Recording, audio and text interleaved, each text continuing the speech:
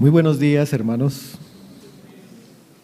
Espero que todos estén muy bien y le damos gracias al Señor, como siempre, por el privilegio que nos da de estar aquí reunidos ante Él, ante su palabra, para escuchar lo que Él quiere decirnos.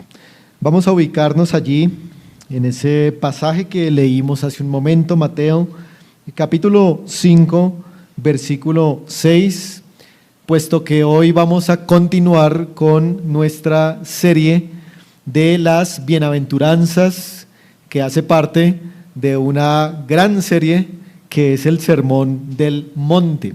Y hemos titulado esta serie de las bienaventuranzas como el carácter de los ciudadanos del reino, puesto que cada una de estas bienaventuranzas describe cuál es el carácter que los cristianos deberíamos tener. Quisiera iniciar haciéndoles, hermanos, una pregunta para que por un momento reflexionemos, y es la siguiente: ¿qué fue aquello con lo que usted al despertar hoy deseó y quiso más? ¿Qué fue aquello que usted quiso que hoy ocurriera o que hoy pasara? Y piense también o pregúntese, ¿qué es aquello que usted desea y anhela cada día cuando se levanta, cada día cuando se acuesta? ¿Qué es lo que usted quiere? En pocas palabras, ¿quiere más dinero? ¿Quiere una casa? ¿Quiere un esposo, una esposa? ¿Quiere un mejor trabajo, un viaje? ¿Qué cosa es aquella que está dominando sus pensamientos cuando usted se levanta, cuando usted se despierta, cuando está pensando? ¿Qué es lo que más anhela? Bueno, el versículo que tenemos frente a nosotros nos va a enseñar cuál debería ser aquel anhelo y aquel deseo que los cristianos deberíamos tener cada día. Y he titulado, como ustedes pueden observar allí, apetito espiritual, un intenso deseo de vivir en la justicia de Jesucristo. Este pasaje quiere enseñarnos que el mayor deseo o anhelo que nosotros los cristianos deberíamos tener debe ser anhelo y deseo por la justicia. Esa es la enseñanza de este pasaje. Pero antes de sumergirnos, hermanos, en el pasaje como tal, quisiera que hiciéramos un breve repaso de las bienaventuranzas que ya hemos visto. Primero, hemos notado cómo los creyentes deben ser personas que se reconocen a sí mismos como pobres en espíritu, y esto significa que reconocen su completa bancarrota espiritual delante de Dios por causa de su pecado. Y luego esto los lleva a lamentarse profundamente por esa condición en la que se encuentran, y al mismo tiempo eso los lleva a ser más mansos, pues ¿quiénes son ellos para exigir derechos y para reaccionar violentamente ante los tratos de Dios y ante los tratos humillantes de otras personas? Noten cómo cada una de estas tres bienaventuranzas sigue a la otra, está conectada con la otra, y la que hoy vamos a ver también, hermanos, está conectada con las tres anteriores. Es decir, ¿de qué sirve llorar por el pecado? ¿De qué sirve reconocernos pobres en espíritu si no tenemos el deseo ni la intención de cambiar? Esta bienaventuranza es la que nos enseña que nosotros debemos no solamente llorar por nuestro pecado, sino también cambiar y odiar ese pecado que nos ha traído a la terrible condición de miseria delante del Señor. Por eso hoy aprenderemos que El cristiano, el ciudadano del reino de los cielos, es alguien que posee un deseo intenso por vivir en la justicia de Jesucristo. Esa será, hermanos, mi proposición en esta mañana, y quisiera recordarles también algo, y es la palabra bienaventurado. Recordamos lo que significa ser bienaventurado. Es mucho más que solamente ser felices, ¿no? Es mucho más. Hemos dicho que ser bienaventurado es ser felices en grado superlativo, es decir, tanto en cantidad como en cantidad. Bueno, aquellas personas que buscan justicia, como vamos a aprender hoy, son verdaderamente y superlativamente felices.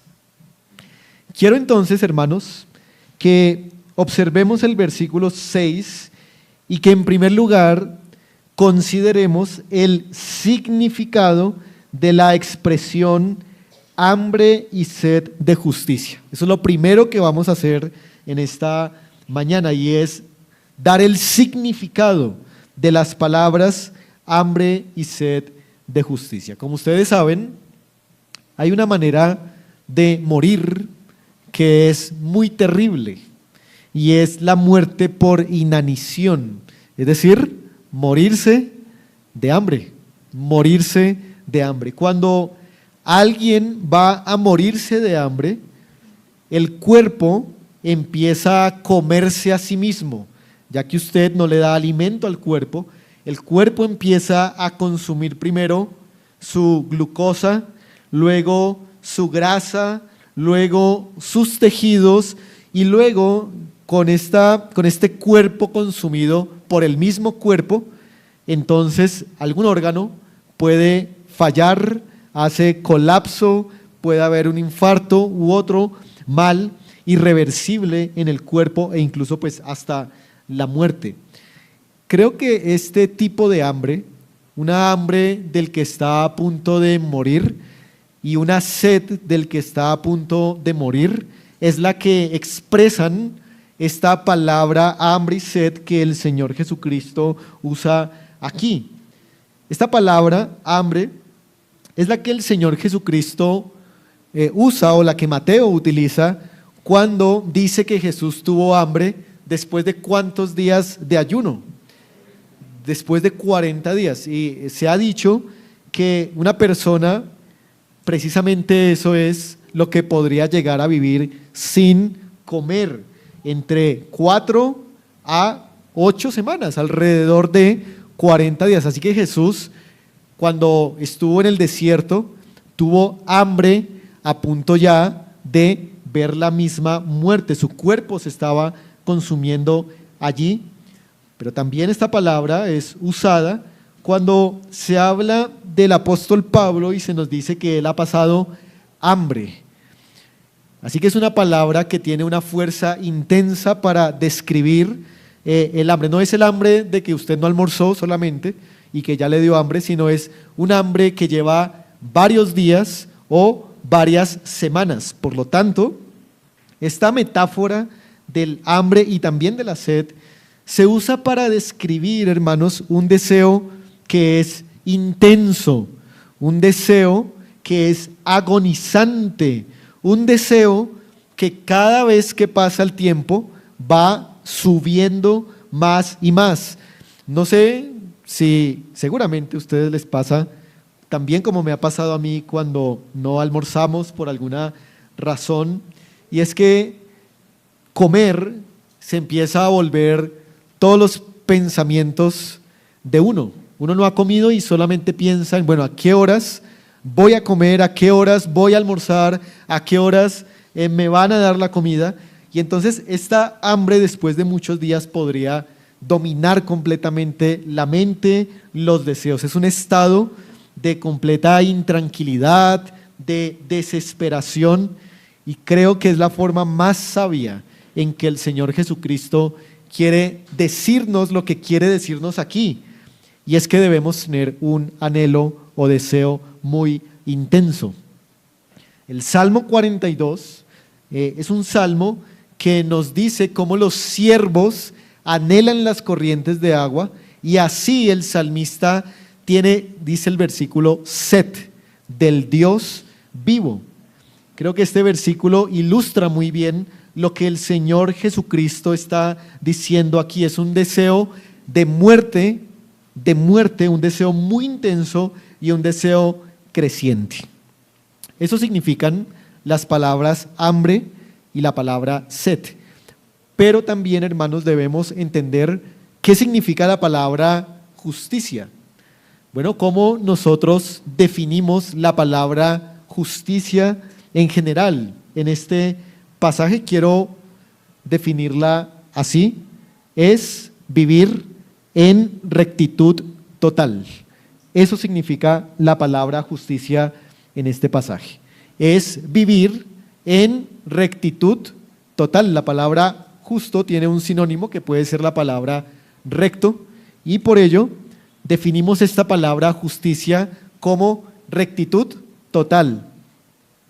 Así que, hermanos, cuando vemos esta palabra justicia, que es la vida en rectitud total, quiere decir hacer lo bueno, quiere decir hacer lo correcto, quiere decir hacer lo que es justo. Y en la Biblia, hermanos, la justicia se puede entender en dos sentidos. En primer lugar, es una justicia legal, y en segundo lugar, es una justicia moral.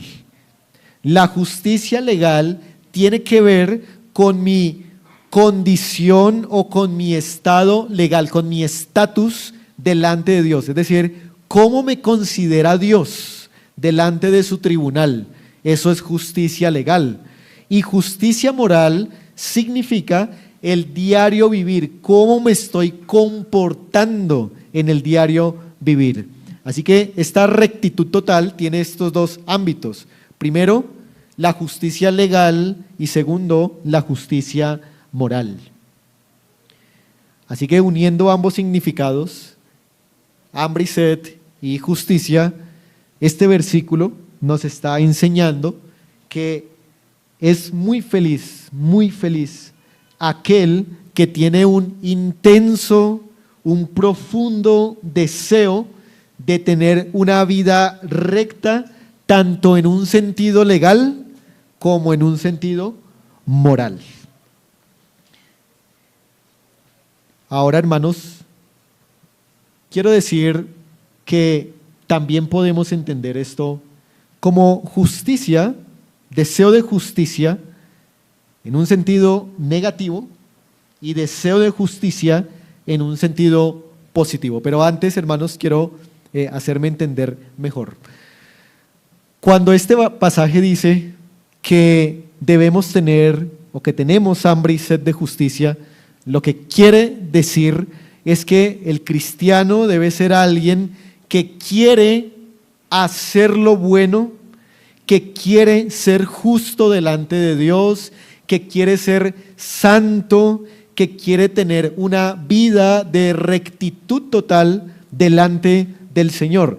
Y eso en dos sentidos. Primero, en el sentido de que el creyente no quiere pecar más. El creyente no quiere pecar más. Ese es en un sentido negativo. Es el pecado, hermanos, lo que obstaculiza que nosotros podamos ser justos. Así que deberíamos despertarnos cada mañana diciendo: hoy quiero pecar menos, o hoy no quiero pecar. De eso se trata este anhelo y este deseo. Es matar el pecado que vive en nosotros. Pero en un sentido positivo, este deseo de ser justo es tratar de hacer lo bueno. No solamente es no pecar, sino es ir al otro lado, que es hacer lo bueno. No pecar, pero al mismo tiempo hacer lo bueno. Así que cada mañana nuevamente deberíamos despertarnos con el intenso deseo no solo de no pecar, sino también de hacer lo bueno, porque si solo tenemos el deseo de no pecar, seríamos neutrales, ¿no? No, debemos tener ambos deseos, el de no pecar, pero también el de vivir de una manera recta y justa delante de Dios. Así que esto significan las palabras hambre y sed de justicia. Pero nuevamente, hermanos, quiero enfatizar algo, y es que aquella persona que se levanta cada mañana con este deseo, que se acuesta cada noche con este deseo, dice este versículo, es bienaventurado. Es decir, es una persona que debe ser felicitado, aplaudido por tener este deseo de no pecar contra el Señor y de ser santo cada vez más. Es muy feliz aquel que desea la justicia tanto legal como moral, tanto negativa como positivamente. Así que, hermanos, no es feliz el que tiene su boca llena de comida, no es feliz el que tiene sus bolsillos llenos de dinero, no es feliz el que tiene su cuenta bancaria con un buen saldo. Esa persona no es verdaderamente feliz. El verdaderamente feliz es aquel que tiene un deseo de justicia y que puede obtener esa justicia, como lo vamos a ver. Es muy parecido, hermanos, a Mateo 6:33. ¿No les parece? Veamos el versículo. Mateo 6:33.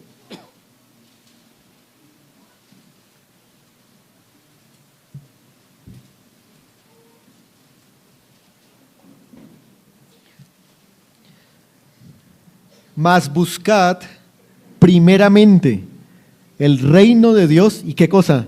Y su justicia, y todas estas cosas os serán añadidas. Jesús está diciendo que el mayor deseo y búsqueda de los ciudadanos del reino de los cielos debe ser la justicia. Así que déjenme preguntarles, antes de pasar a nuestro segundo punto, y es, hermanos, amados, ¿es nuestro deseo intenso, como el hambre y la sed a punto de morir, ser librados de nuestro pecado y ser santos en nuestra práctica? ¿Es ese el deseo con el que despertamos nosotros cada mañana? ¿Es el deseo que está dominando nuestra mente, por el cual agonizamos y nos esforzamos? ¿O son nuestros deseos otra cosa diferente, cosas terrenales o materiales? Y no solamente digo deberíamos tener este deseo por temor a ser castigados. Claro, tememos ser castigados, pero esa no es nuestra mayor motivación. Nuestra mayor motivación es la gloria de nuestro Señor. Así que es nuestro deseo la justicia por la gloria de Dios. Esto nos lleva, hermanos, ahora a considerar un segundo asunto que quiero tratar en esta mañana.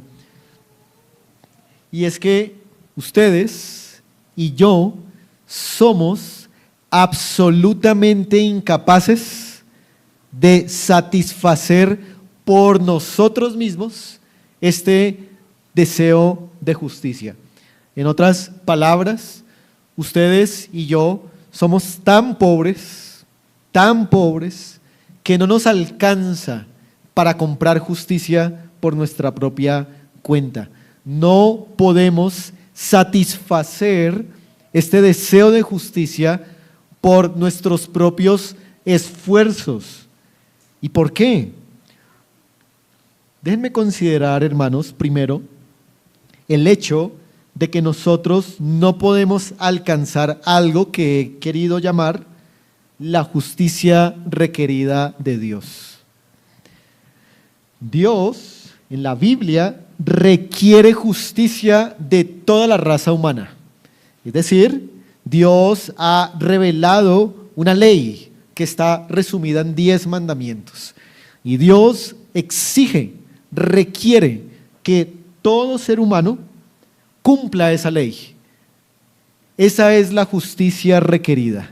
Es la ley que Dios exige, resumida en los 10 mandamientos, que toda persona debe tratar de obedecer. Dios le requiere a absolutamente todas las personas, sean quien sean, que obedezcan y se sometan a su justicia declarada en la ley moral. Es decir, toda la raza humana está obligada a cumplir esta justicia requerida de parte de Dios. Pero, ¿qué enseña la Biblia? La Biblia enseña que aunque todos están bajo la obligación de cumplir la ley, nadie, ni uno solo, puede cumplir esta justicia requerida. Romanos 3:10 declara: no hay justo ni aún uno. Entonces, aunque Dios exige una justicia requerida, valga la redundancia, al mismo tiempo no podemos nosotros por nuestra propia capacidad dar un cumplimiento adecuado a la ley de Dios. Pero preguntémonos, ¿por qué nadie puede cumplir la justicia requerida de Dios? Porque luego es que es muy difícil cumplir la ley de Dios. La Biblia dice que la ley es algo bueno, es algo santo y es algo justo. Así que el problema no está en la ley. La ley de Dios no tiene ningún problema, porque la ley es buena, es santa, es justa. La razón por la cual no podemos cumplir la ley de Dios está en Romanos capítulo 8, verso 3. Vamos allí un momento para considerar un versículo como ejemplo de por qué no podemos cumplir la ley de Dios.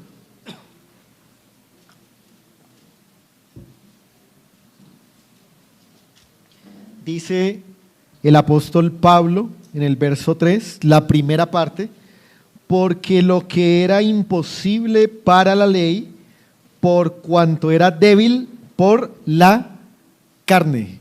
Esa frase, hermanos, es la que nos importa. La razón por la cual no podemos cumplir la ley de Dios es porque el pecado ha debilitado nuestra carne. El pecado, desde Adán y Eva, ha inhabilitado o debilitado nuestra carne, es decir, nuestra capacidad espiritual y moral para obedecer la ley de Dios. Así que por causa de nuestra debilidad de la carne caída, no podemos cumplir las justas demandas que el Señor nos hace.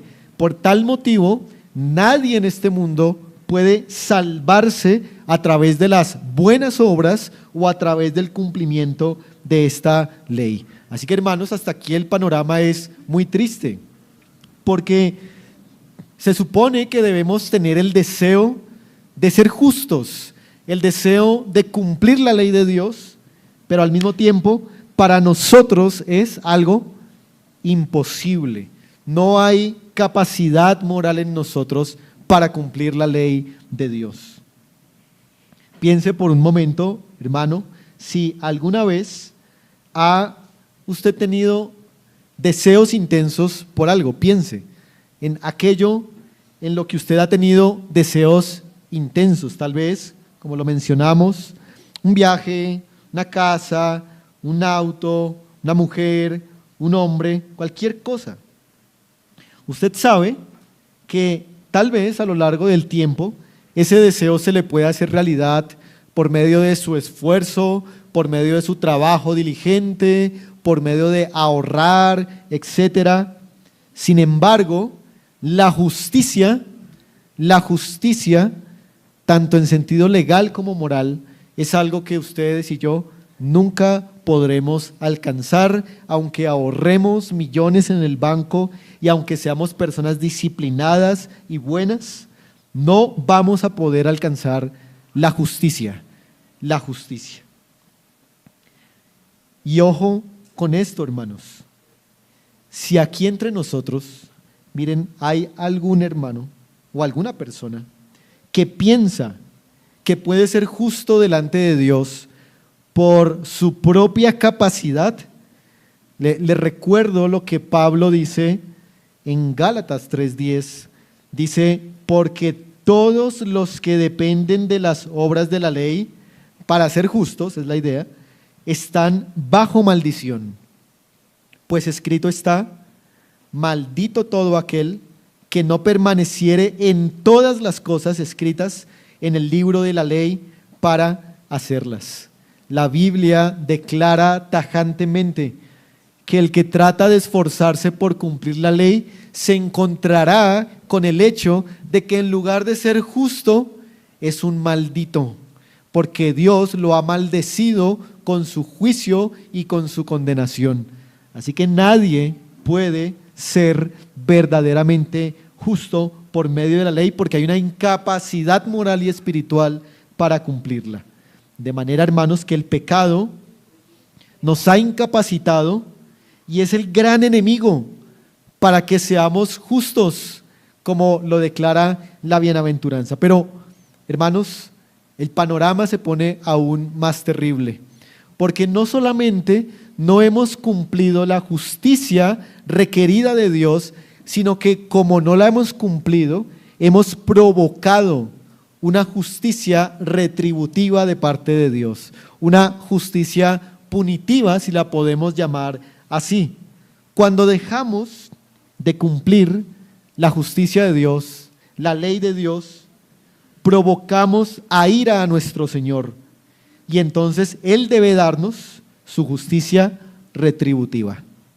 Dios ha establecido en Romanos 6:23 que la paga del pecado es la muerte. Esa es la justicia retributiva o la justicia punitiva de Dios.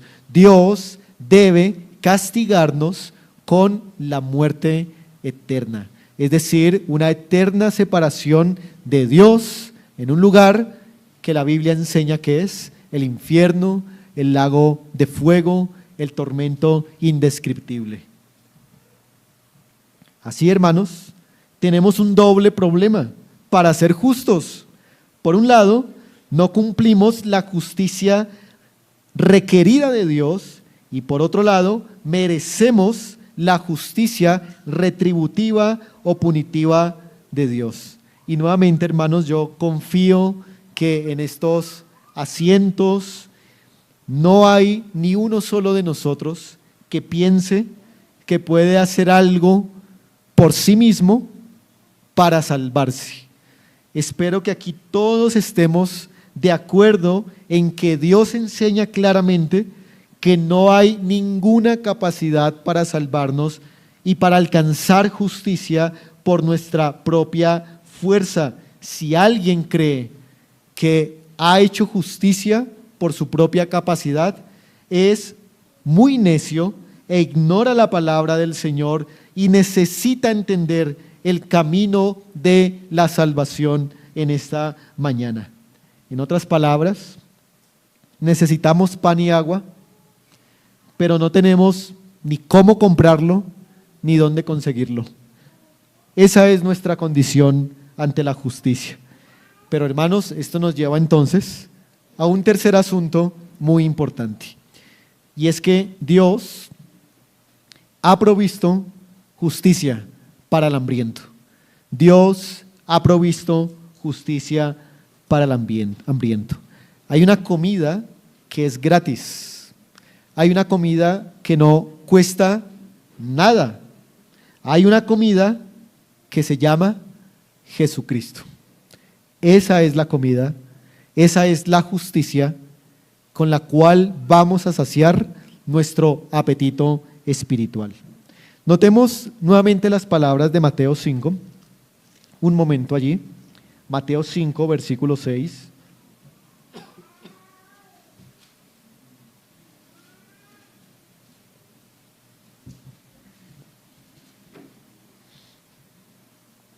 El versículo nos dice: bienaventurados los que tienen hambre y sed de justicia, porque ellos, ¿qué cosa?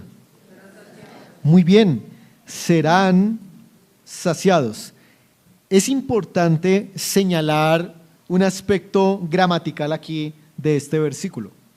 La frase serán saciados, o el verbo serán saciados, está escrito en voz pasiva, no en voz activa.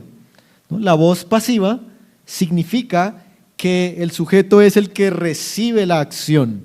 La voz activa significa que el sujeto es el que realiza la acción. ¿En qué está este versículo? En voz pasiva, indicándonos que la acción de saciarse no la realizan los sujetos que se describen aquí, sino que es otro el sujeto que los sacia. Si dijera, por ejemplo, y ellos se saciarán, bueno, entenderíamos que ellos tienen la capacidad en sí mismos de saciar el apetito por justicia que tienen. Pero como dicen, serán saciados, está significando esto que es alguien el que soluciona el deseo y el apetito por justicia que ellos tienen. Hermanos, no hay otra forma más interesante de parte del Señor de enseñarnos lo que es la gracia. La gracia es que recibimos algo que no merecemos de parte de otro. Eso es la gracia, y ese serán saciados es una frase que comunica la gracia de Dios. No somos nosotros mismos los que podemos saciarnos, no, es el Señor Jesucristo, por medio de su gracia, el que sacia nuestra necesidad, nuestro deseo de justicia. Ahora la pregunta es, ¿cómo ocurre esto? ¿Cómo es que son saciados los que tienen sed de justicia? ¿Cómo es que son saciados los pecadores como nosotros? Hermanos, en primer lugar, déjenme recordarles que Jesucristo primero resuelve el problema que tenemos con la justicia. Jesucristo lo resuelve. Él satisface la justicia requerida por medio de su obediencia perfecta. ¿Sí? Vuelvo a repetir eso. Jesucristo satisface la justicia requerida por medio de su obediencia. Nosotros, hermanos, no podemos cumplir lo que Dios pide, es decir, la justicia requerida. Pero Jesucristo sí lo hizo de una forma perfecta e intachable.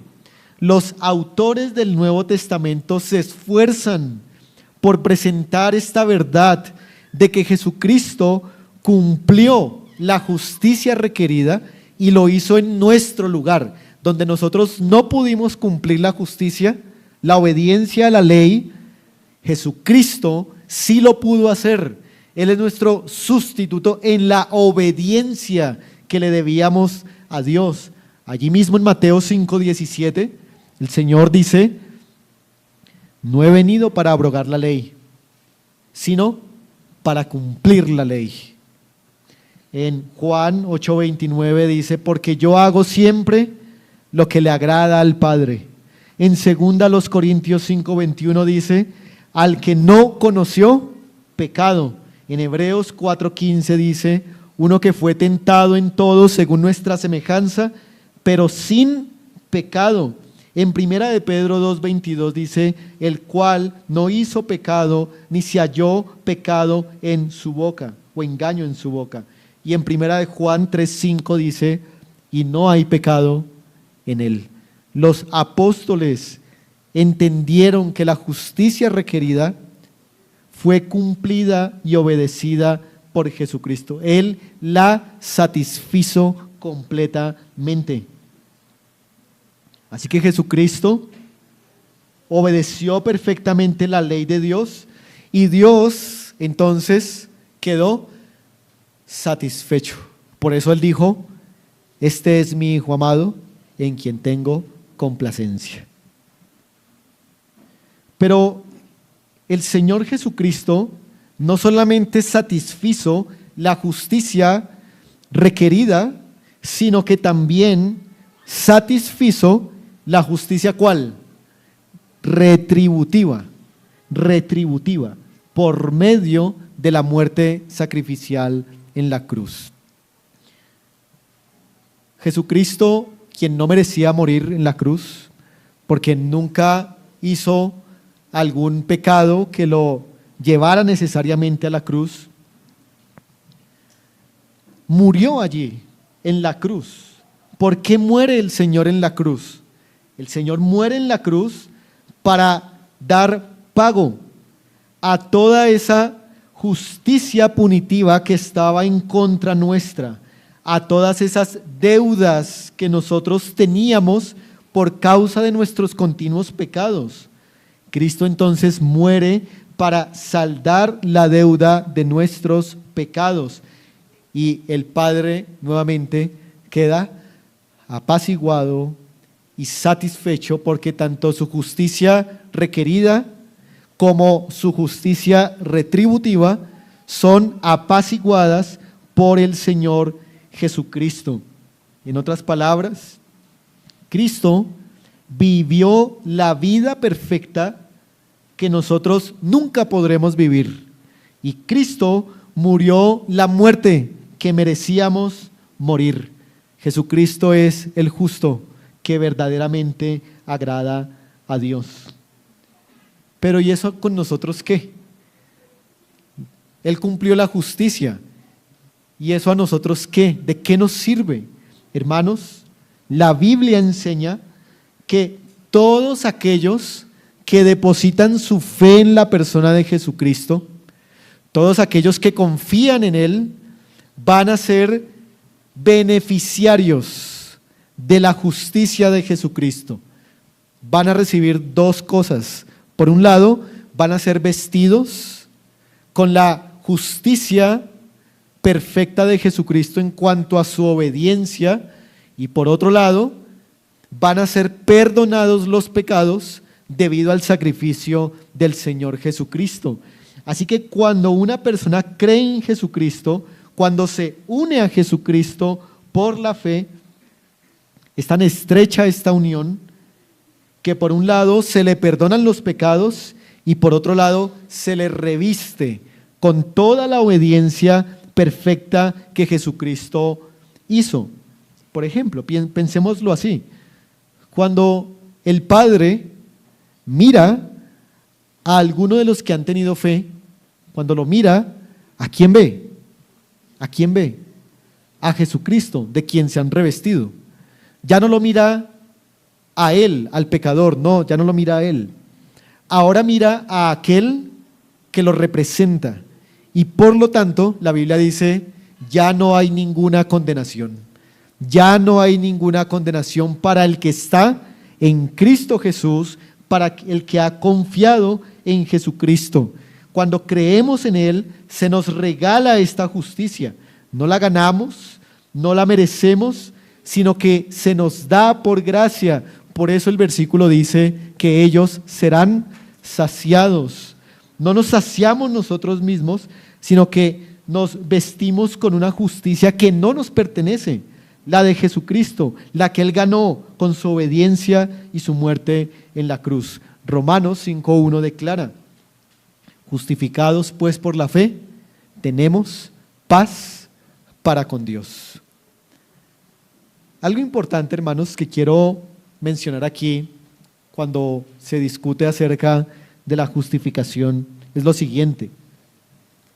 Piensen por un momento en esto. Su justificación con la que usted ha sido vestido ha cambiado en algo desde el primer día en que usted creyó en Cristo. O sea, su justificación ha estado así para arriba y para abajo. La respuesta es imposible. No cambia, no varía. Una vez que una persona ha sido justificada, esa justificación permanece siempre en el mismo nivel, porque es la justicia perfecta de Jesucristo. No puede subir, pero tampoco puede disminuir.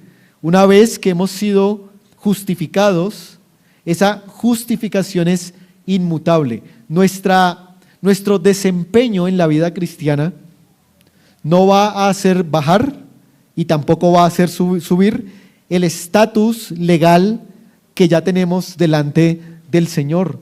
Así que nuestra justicia delante de Dios, es decir, nuestro estatus legal delante de Dios, permanece inmutable desde el primer día hasta el día de hoy. Y esa, hermanos, es la buena noticia del Evangelio, que nuestra posición delante de Dios no cambia, no varía dependiendo de nuestro desempeño en la vida cristiana, porque ese es un acto definitivo que el Señor ha hecho a nuestro favor. Gracias al Señor por esa posición que no se puede cambiar por absolutamente nada.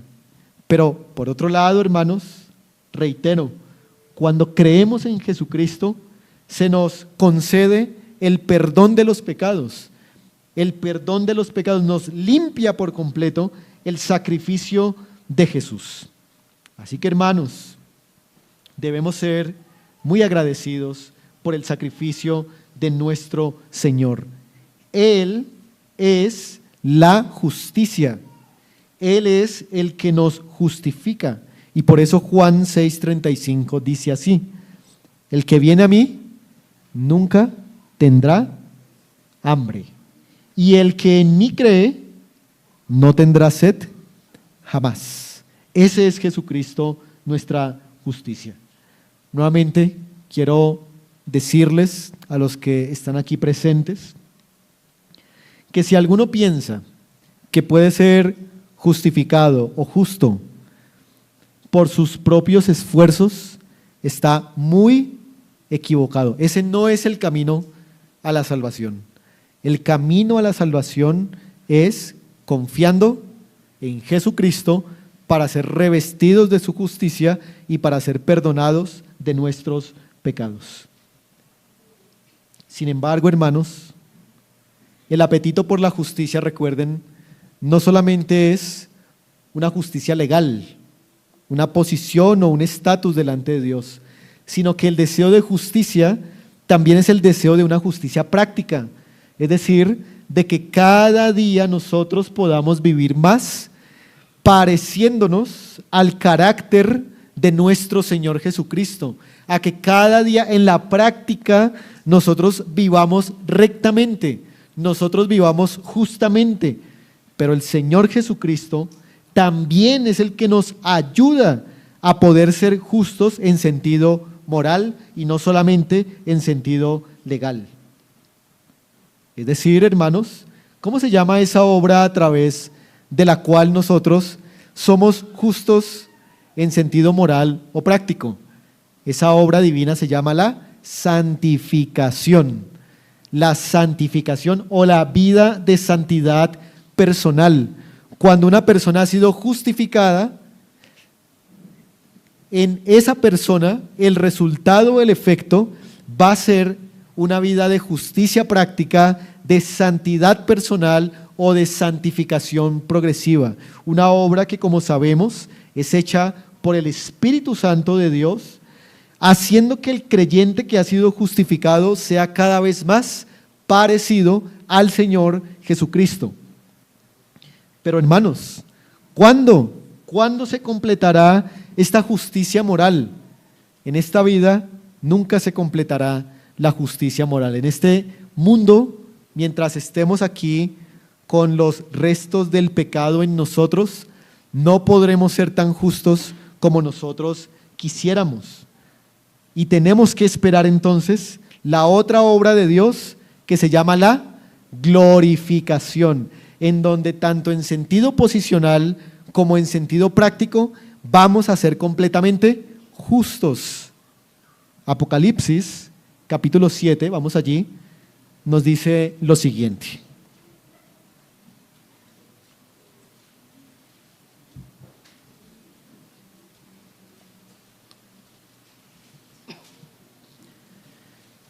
Apocalipsis, capítulo 7,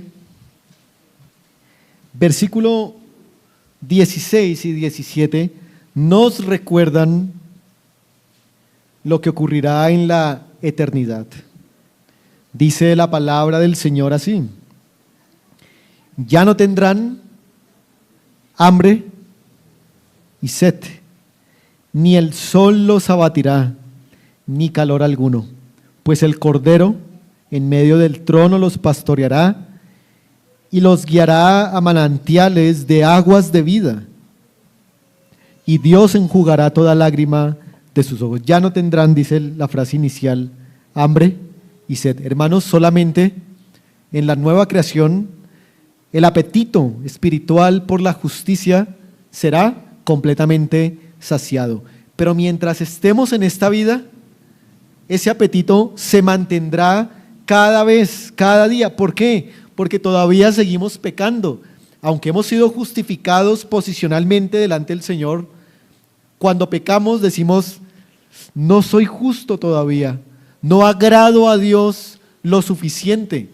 Pero ese pecado me vuelve y me lleva a recordar lo que ya tengo en Jesucristo y a pedir fuerzas en Jesucristo para continuar con mi proceso de justicia práctica en este mundo. Pero quiero, hermanos, decirles también qué podemos hacer para crecer en este deseo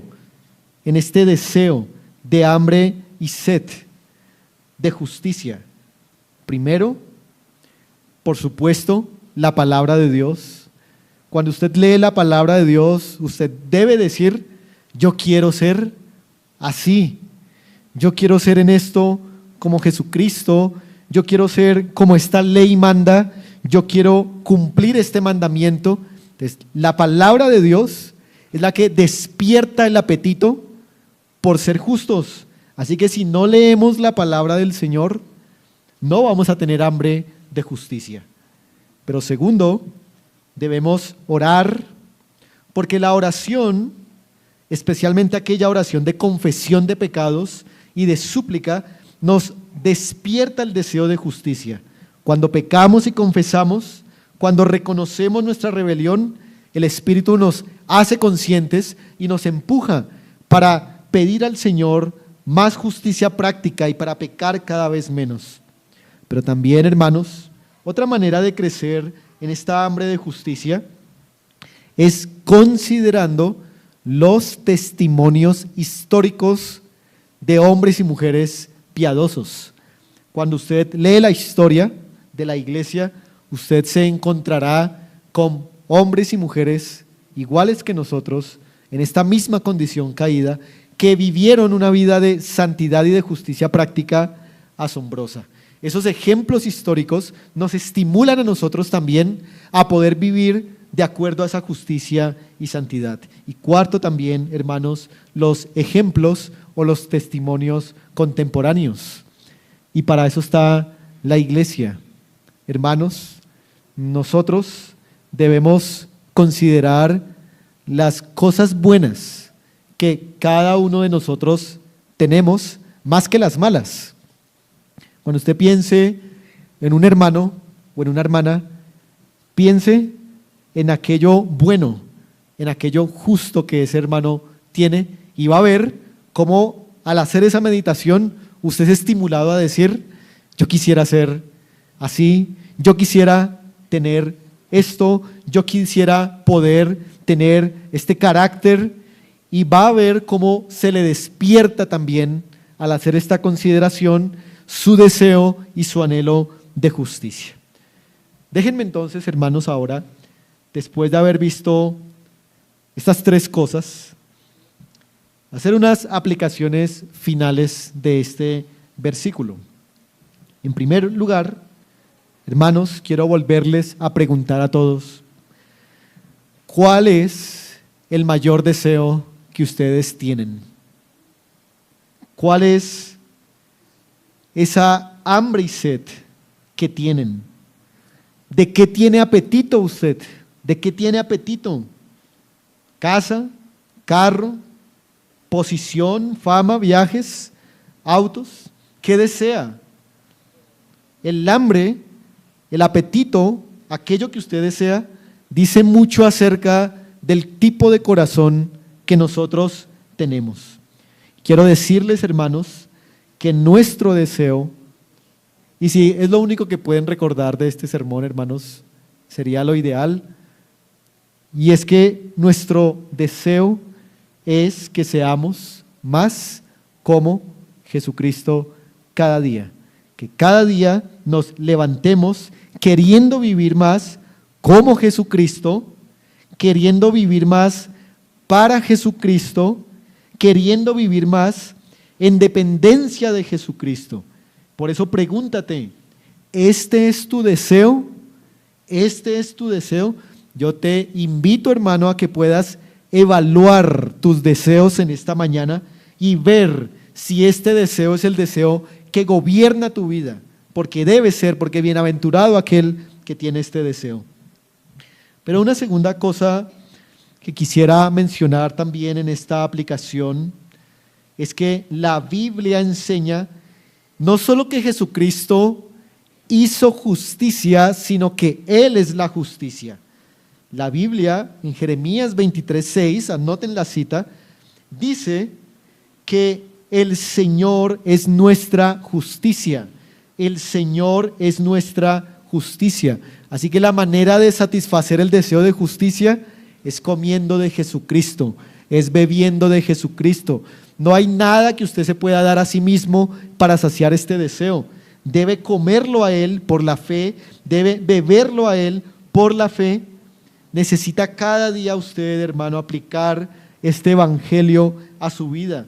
No solamente se trata de si creíste, si te convertiste, sino de si sigues creyendo hoy, si sigues comiendo de esta justicia en Jesucristo, porque no hay otra manera.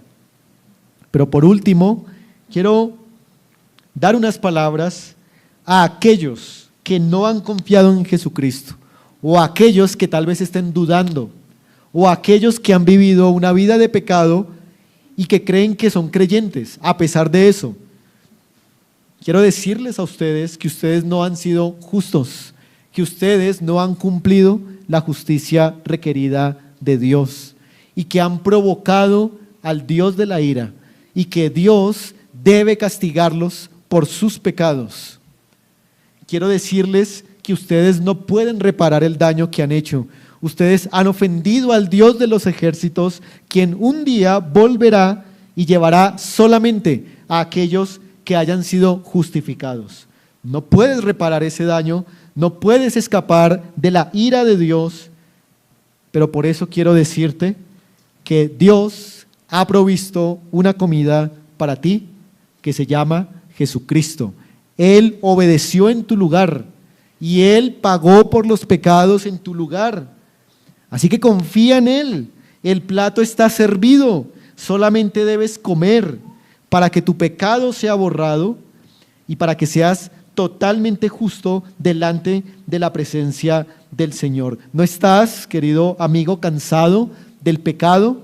¿No estás cansado de buscar y no saciarte en el corazón? ¿No te sientes vacío y desesperado? Pues todo eso es porque has comido una comida incorrecta. El profeta Isaías dice: a todos los sedientos, vengan a las aguas, y los que no tienen dinero, vengan, compren, coman, vengan y compren sin dinero, sin precio, vino y leche. ¿Por qué gastan el dinero en lo que no es pan? ¿Y por qué gastan sus esfuerzos en lo que no sacia? Hermanos y amigos, el único que sacia nuestras almas es nuestro Señor Jesucristo. Vamos a orar y le damos las gracias al Señor. Padre, en tu presencia estamos reconociendo que no hemos tenido un deseo y un anhelo genuino por justicia, que no lo hemos buscado como es debido, y por eso, Padre, te pedimos perdón. Pero a través de este versículo te pedimos que quieras renovar nuestros deseos, que quieras hacernos despertar cada día con hambre de ser como Jesucristo y que cada día nos hagas regresar a esta justicia de Cristo por la cual hemos sido salvos. Pero Padre, ayuda también a los que no han creído en ti, para que descansen en tu justicia, para que descansen en Cristo mismo y no descansen en sus obras. Y sean bienaventurados, porque estarán saciados si comen de esta comida. A ti te damos la gloria por nuestro Señor y Salvador, y en su nombre oramos. Amén.